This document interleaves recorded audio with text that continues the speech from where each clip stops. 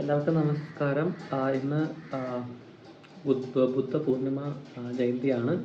ബുദ്ധൻ ജനിച്ച ദിവസം BC 500-600 കാലഘട്ടത്തിലാണ്. എക്സാക്റ്റ് ഡേറ്റ് സമയമൊന്നും ഇല്ല. പക്ഷെ നമ്മളത് ആചരിക്കുന്നു എന്നുള്ളൂ. കാരണം ബുദ്ധിസ്റ്റ് ഹിസ്റ്റോളജിക്കൽ എവിഡൻസും മറ്റ് കാര്യങ്ങളും വെച്ച് അവർ പറയുന്നതാണ്. എക്സാക്റ്റ് ആയിട്ട് ഉള്ള ഒരു ഡേയോ കാര്യങ്ങളോ ശരിക്കും ഇല്ല അതിനെപ്പറ്റി പറയാനായിട്ട്. ബുദ്ധിസ്റ്റ് എന്ന് പറയുന്നത് നമ്മുടെ സിദ്ധാർത്ഥ ബുദ്ധ എന്ന് പറയുന്ന രാജാവിൽ നിന്ന് നേപ്പാൾ ജനിച്ചതാണ് അദ്ദേഹം. അവിടെ നിന്ന് ഗൗതമ ബുദ്ധനിലേക്ക് എത്തി. അവിടെ നിന്ന് നേപ്പാളിൽ നിന്ന് ഇന്ത്യയിലെത്തി. ബീഹാറിലെ ഗയയിൽ ബോധി മരത്തിന് താഴെ എൻലൈറ്റ്മെൻറ്റ് എത്തി. അതിനുശേഷം അത് അദ്ദേഹത്തിൻ്റെ ഫോളോവേഴ്സിൽ എത്തിച്ചു എന്ന്. പിന്നെ ആ പാത്തിൽ ഇന്ന് ഒരുപാട് പേര്, കോടിക്കണക്കിന് ജനങ്ങൾ അക്രോസ് ദ കൺട്രീസ്. ഇപ്പം ഏഷ്യയിലാണെങ്കിൽ ഇപ്പോൾ ഇന്ത്യയിലുണ്ട്, നേപ്പാളുണ്ട്, ശ്രീലങ്ക, തായ്ലാൻഡ്, പിന്നെ ലാവോസ്, പിന്നെ ചൈന, ജപ്പാനിലുണ്ട്, ഇന്തോനേഷ്യയിലുണ്ട്, മൗറീഷ്യസിലുണ്ട് കുറച്ച്. സോ എല്ലാ രാജ്യങ്ങളിലും, ശ്രീലങ്കയിലുണ്ട്, എല്ലായിടത്തും ഇത് ഉണ്ട്. ഇതിൻ്റെ ഏറ്റവും വലിയ പ്രത്യേകത എന്ന് പറയുന്നത് അവർ സ്പ്രെഡ് ചെയ്യുന്ന ഒരു പീസ് ഓഫ് ലൈഫാണ്. ഇപ്പം മെറ്റീരിയലിസ്റ്റിക് ലൈഫിൽ നിന്ന് മാറി കുറച്ചുകൂടെ ഒരു സ്പിരിച്വൽ സ്റ്റഫാണ് അവർ മെയിനായിട്ട് അതിൽ പറയുന്നത്. ഞാൻ വാരണാസിയിൽ ജോലി ചെയ്ത സമയത്ത് സർനാഥ് എന്നൊരു സ്ഥലമുണ്ട്, അവിടെ തൊട്ടടുത്ത് തന്നെയാണ്. അവിടെ നമ്മൾ പോയി കഴിഞ്ഞാൽ നമ്മുടെ ഏതൊരു വിദേശ രാജ്യത്ത് ഇപ്പോൾ ചൈനയിലെ ലാവോസ് എന്നൊരു സ്ഥലമുണ്ട്, ലാസ എന്നൊരു സ്ഥലമുണ്ട്. ചൈനയിലെ ലാസ എന്ന് പറയുന്നത് ബുദ്ധിസ്റ്റിൻ്റെ ഒരു എന്താ പറയുക, ഒരു ഒരു ഒരു ഒരു ഒരു ഒരു വലിയൊരു കേന്ദ്രമാണ് ശരിക്കും പറഞ്ഞാൽ. അവിടെ വലിയ ടെമ്പിൾസ് ഉണ്ട്, ലാമയുടെ വലിയ ടെമ്പിൾസ് ഉണ്ട്. ശരിക്കും നമ്മൾ ഈ സിനിമയിലൊക്കെ കാണുന്ന ലാമ അങ്ങനെയുള്ള അവർ റീബർത്ത് ചെയ്ത് അവരുടെ പുതിയ പുതിയ ലാമയിലൊക്കെ എത്തിക്കുന്ന കുറേ കഥകളുണ്ട്. അത് യൂട്യൂബിലോ അല്ലെങ്കിൽ വിക്കിപീഡിയയിലൊക്കെ നോക്കിക്കഴിഞ്ഞാൽ അതിന് വ്യക്തം മനസ്സിലാവും. ആ ലാമയൊക്കെ താമസിക്കുന്ന വലിയ കൊട്ടാരമുണ്ട് അവിടെ ലാസയിൽ. ഞാൻ ഒരുപാട് തവണ അവിടെ പഠിക്കുന്ന സമയത്ത് ഞാൻ പോകാൻ ശ്രമിച്ചു. പക്ഷേ എനിക്കൊന്ന് ഏകദേശം ഒരു ഇന്ത്യൻ റുപ്പി ഒരു നല്ലൊരു എമൗണ്ട് എനിക്കത് നഷ്ടമായി ആ ഒരു ട്രൈന് വേണ്ടി. കാരണം അവിടെ എല്ലാവരെയും കയറ്റി വിടത്തില്ല അങ്ങനെ. ഭയങ്കര റെസ്ട്രിക്ഷൻസ് ഉണ്ട്. കാരണം അവിടെ ഈ കമ്മ്യൂണിസ്റ്റ് ആൾക്കാർ അവരുടെ പട്ടാളത്തിനെ വിട്ട് ഒരുപാട് ബുദ്ധിസ്റ്റുകളെ കഴുത്തറുത്ത് കൊന്നിട്ടുണ്ട്. ഭയങ്കര ആ ഒരു ഹിസ്റ്ററിയൊക്കെ വായിച്ചു കഴിഞ്ഞാൽ നമ്മൾ കമ്മ്യൂണിസ്റ്റിനെ അത്രത്തോളം വെറുക്കും. ഒരു ഹിറ്റ്ലർ എന്താണ് അവരുടെ ജനതയോട് ചെയ്തതിൻ്റെ അതേ കണക്ക് കമ്മ്യൂണിസ്റ്റ് ഗവൺമെൻറ് അവരോട് ചെയ്തിട്ടുണ്ട്. അങ്ങനെയാണ് ദലൈലാമ അവിടെ നിന്നൊക്കെ ഓടി നമ്മുടെ ഇന്ത്യയിൽ വന്നിപ്പം താമസിക്കുന്നത്. ആ ഒരു കഥയൊക്കെ ശരിക്കും എല്ലാവരിലും എത്തണം. അത് ഭയങ്കര ഒരു ബുദ്ധിസ്റ്റ് എന്ന് പറഞ്ഞാൽ നമുക്കറിയാം, അവരാരെയും ആക്രമിക്കുകയോ ഒന്നും ചെയ്യത്തില്ല. ഇപ്പോൾ അവരാരെങ്കിലും അടിക്കുകയോ എന്തെങ്കിലും ഇറങ്ങിപ്പോകാൻ പറഞ്ഞാൽ അവരത് അങ്ങ് പോകത്തേ ഉള്ളൂ. പീസാണ് അവരുടെ ഇത്. അതാണ് ശരിക്കും അവിടെ പറ്റിപ്പോയത്. അതിനെക്കുറിച്ചൊന്നും പറയുന്നില്ല. ശരിക്കും എനിക്ക് വലിയ ആഗ്രഹം വെച്ചാൽ ലാസയിൽ പോകാമെന്നാണ് ഒരു തവണ. അത്ര ബ്യൂട്ടിഫുൾ ആണ്, ഭയങ്കര ഒരു സ്പിരിച്വൽ പ്ലേസ് എന്ന രീതിയിൽ. എനിക്ക് അത്തരം സ്ഥലങ്ങളിൽ പോകുമ്പോൾ നമുക്ക് സ്പിരിച്വലായിട്ട് എന്തെങ്കിലും കിട്ടുമെന്നല്ല, നമുക്ക് അവിടെ ഇപ്പോൾ സന്ദർശിക്കുക, അവിടെ നമുക്കൊരു വൈബ് ഉണ്ടാവും അവിടെ പോകുമ്പോൾ. അത് ഒരു ഭയങ്കര നമുക്കൊരു എനർജി ബൂസ്റ്റാണ്. നമുക്കൊരു എന്താ പറയുക, നമുക്കൊരു പേഴ്സണലി കുറച്ച് എൻലൈറ്റ്മെൻറ്റ് നമുക്ക് ഉണ്ടാകും. സോ എൻലൈറ്റ്മെൻ്റ് ആണ് ശരിക്കും ഈ ബുദ്ധിസം അവർ അറ്റൈൻ ചെയ്യുന്ന ഒരു എൻഡ് എന്ന് പറയുന്നത്. എൻഡ് എന്ന് പറയാൻ കഴിയത്തില്ല. അവരുടെ വിശ്വാസം അനുസരിച്ച്, ബുദ്ധിസ്റ്റ് വിശ്വാസം അനുസരിച്ച് ഒരാളുടെ ജീവിതം എന്ന് പറയുന്നത് റീബർത്തുകളാണ്.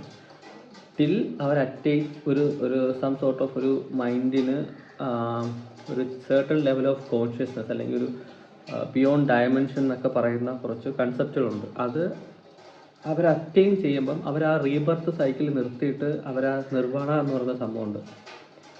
എന്ന് വെച്ച് കഴിഞ്ഞാൽ പീസ് ഓഫ് മൈൻഡ് അല്ലെങ്കിൽ ഒരു എൻലൈറ്റ്മെൻറ്റ്, അല്ലെങ്കിൽ എന്ന് വെച്ചാൽ നമ്മുടെ യൂണിവേഴ്സലിലോട്ട് നമ്മുടെ ആ ഒരു സോള് ഒരു ന്യൂട്രലൈസ് ആയിട്ട് പോകുന്ന ഒരു പീരീഡ് എന്നാണ് അവർ പറയുന്നത്.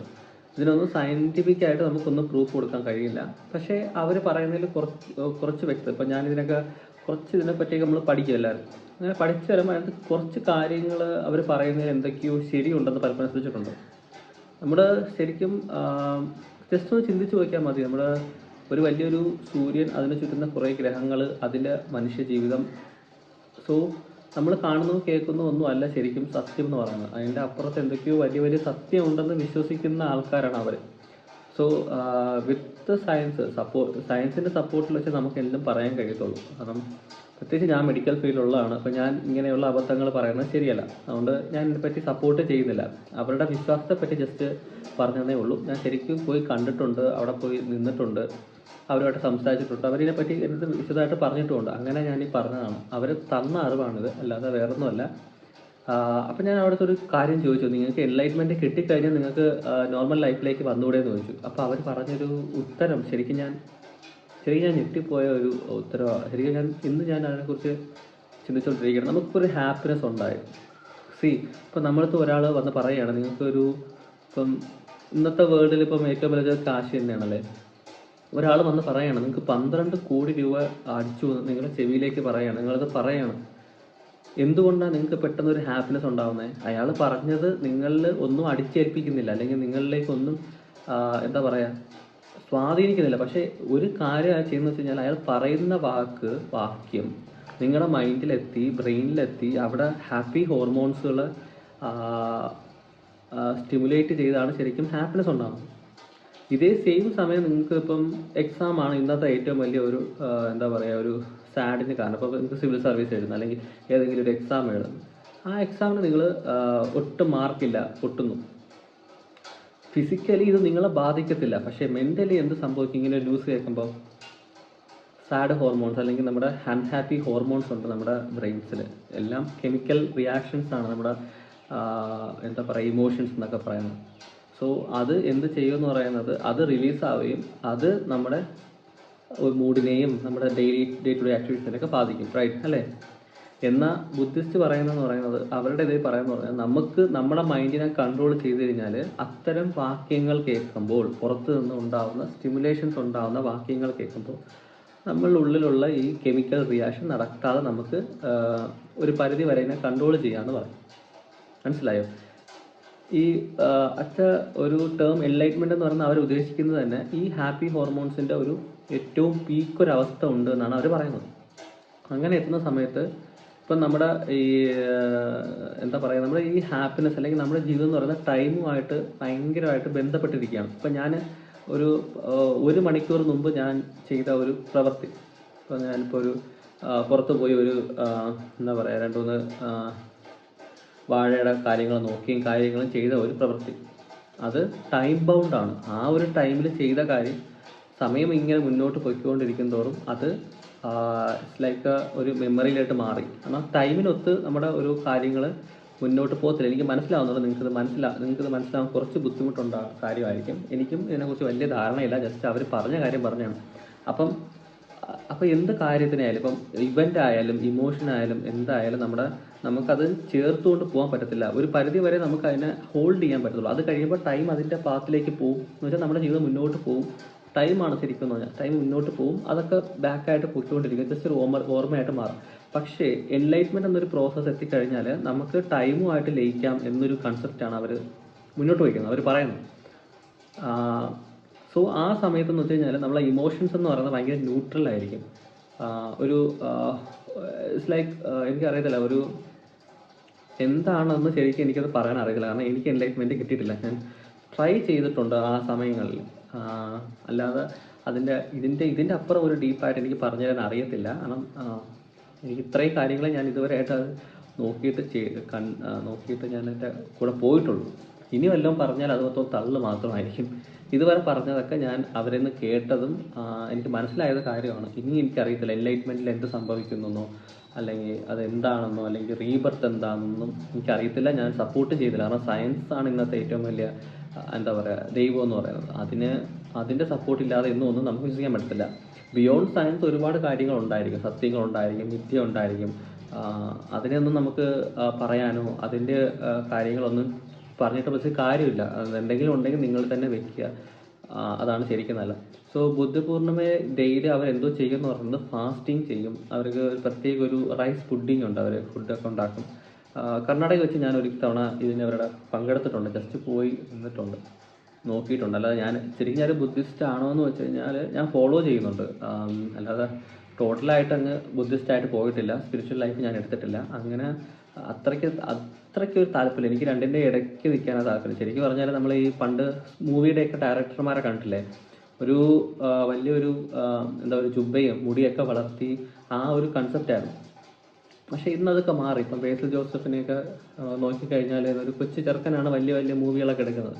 അറ്റ്ലി, ബേസിൽ ജോസഫ്, ആരെ എടുത്താൽ അങ്ങനെ പറഞ്ഞാൽ.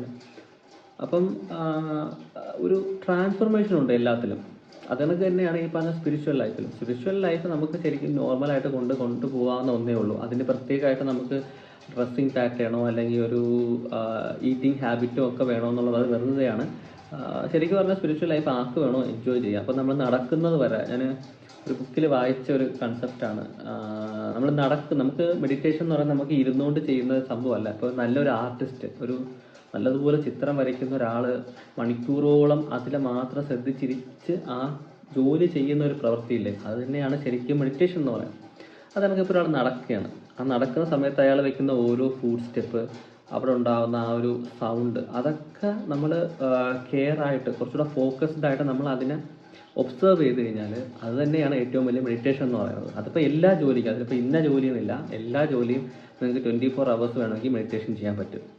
കുറച്ചൊന്ന് ഫോക്കസ്ഡ് ആയിരുന്നാൽ മാത്രം മതിയാവും.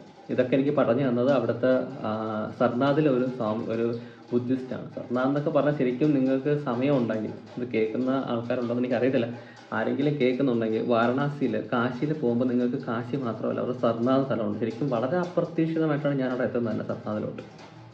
സർനാഥിൽ പോവുക, അവിടെ ഒരുപാട് നല്ല ആൾക്കാരുണ്ട്. അവർ നിങ്ങൾ സംസാരിക്കും, കാര്യങ്ങൾ അന്വേഷിക്കും, ഫുഡ് ഓഫർ ചെയ്യും. ഭയങ്കര ഹാപ്പി പീപ്പിളാണ്. അപ്പോൾ നമ്മൾ സംസാരിക്കാൻ നമുക്കൊരു പീസ്ഫുൾ ഒരു മൈൻഡ് ഉണ്ടാവും, ഒരു തോട്ട് ഉണ്ടാവും.